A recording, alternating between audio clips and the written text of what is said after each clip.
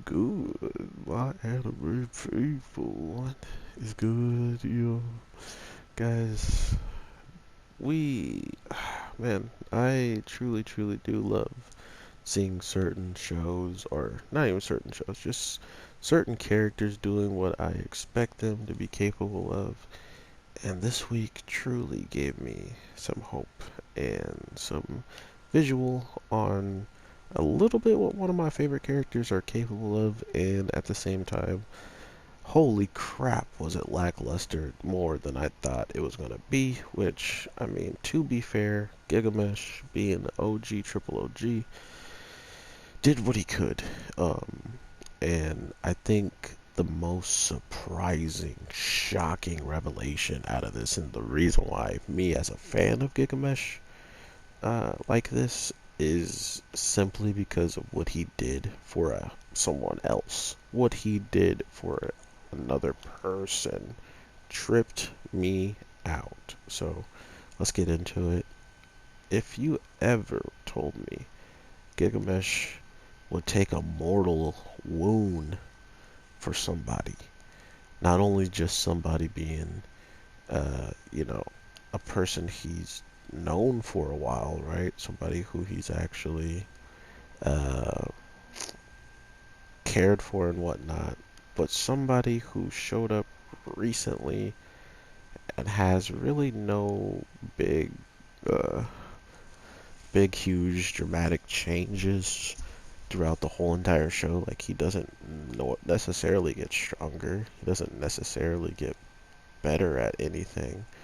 Um, the weirdest part about watching this was everything our main character did.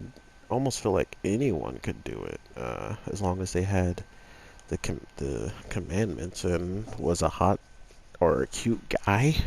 Like, oh, these girls like him, and wow, he got them on their side. It didn't feel like he did anything extensive. Like, he didn't show them so much of a different person than they've already seen before that's why they fail for him. It more or less just seemed like they were attracted to him in some way, shape, or form.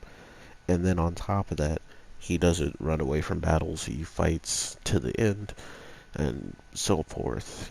Something people who are trying to save the world kind of have to do. So it was kind of lackluster in that regard of just how they were falling for him. But at the end of the day, it all makes sense why they all had to pretty much be on one side, or this would have been a complete and utter wash. And I say that because everybody got destroyed by this woman and throughout this show. And unfortunately, my boy Gilgamesh had to take an L, which sucked to see, but it made sense at the end of the day, because to make him capable of just doing a ridiculous amount of damage to her wouldn't have made sense in the grand scheme of, then why didn't he just do this in the first place? Why didn't he just solo this thing, or go out there with them and help solo? You know what I mean? Like, there have been a lot more easier ways to poke holes in the logic of the power and just how strong certain superior summons spirits are.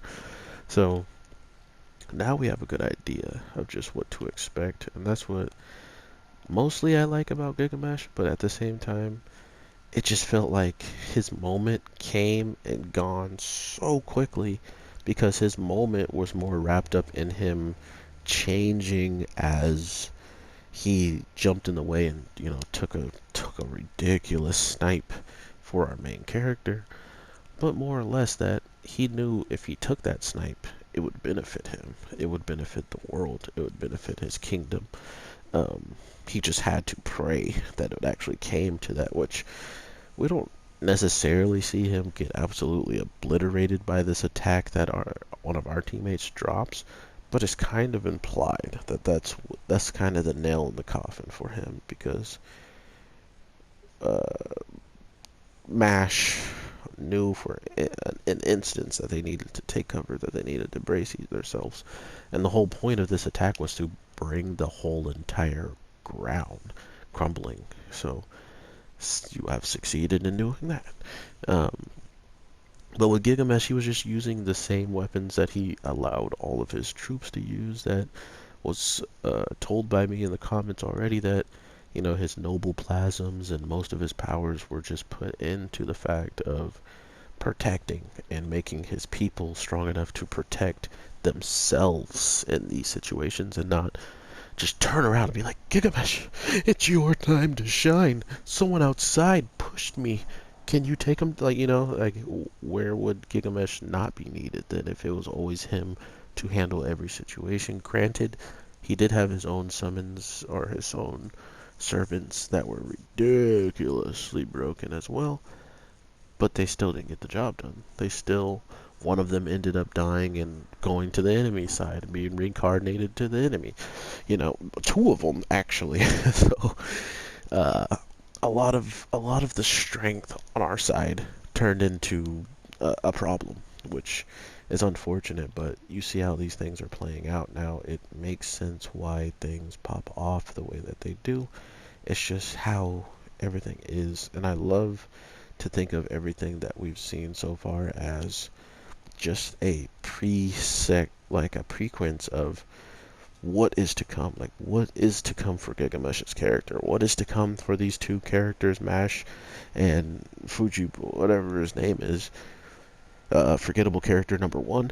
um, what are their revelations after all this? Like, how do they change or gain anything from what's happened is my initial kind of thought process now that everything has almost gone even worse. Like, their plan almost was the worst thing that has happened in this show so far. So it's these types of things that give you an understanding of how dire situations can be and how ridiculous your ideas may seem great, but how ridiculously bad they can be at the same time. Just by bringing this woman or the creation mother down to Earth, it automatically put her in a better position to start going back to her primal age and like age backwards or something weird, right? Like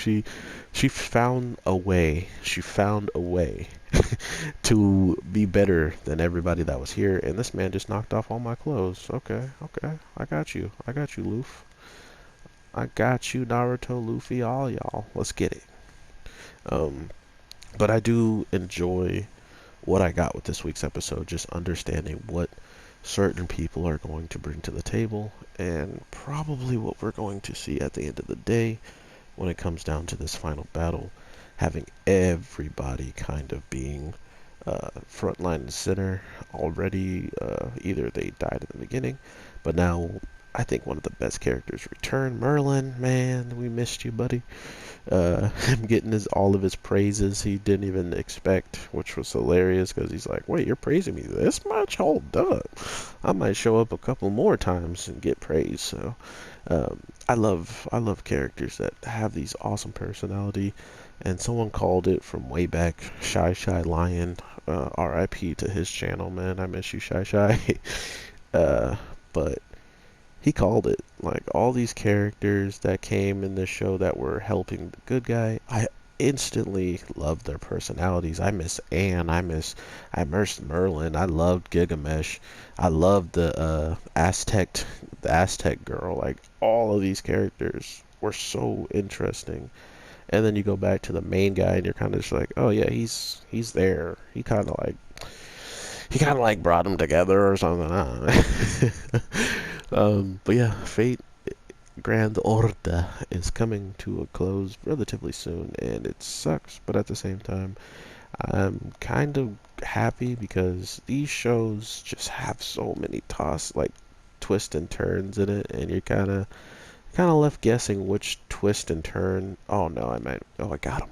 Which twist and turn is the actual real one? He got me still, guys. What the heck?